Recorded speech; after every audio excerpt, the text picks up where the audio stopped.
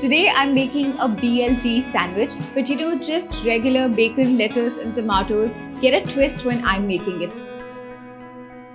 So I've just got a little bit of olive oil in the pan, and now I'm just kind of grilling these tomatoes in this pan. I want to get the maximum flavor out of them.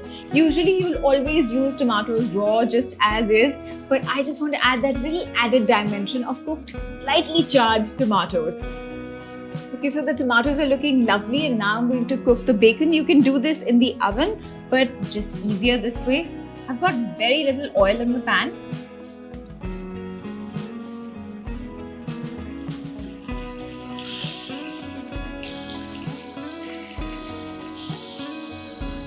So the ones that are nice and crisp, I'm just going to put it on this paper towel to drain.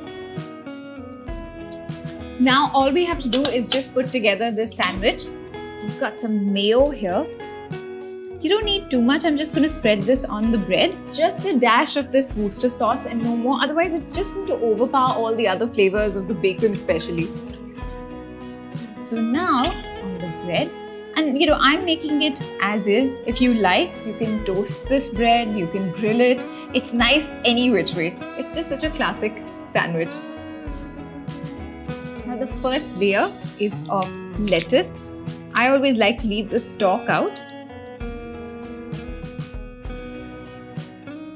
Now put the tomatoes. And at this point, just sprinkle on some salt and pepper.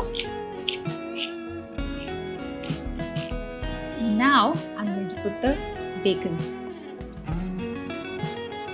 This is a bit enough for me. And that is your BLT sandwich to go.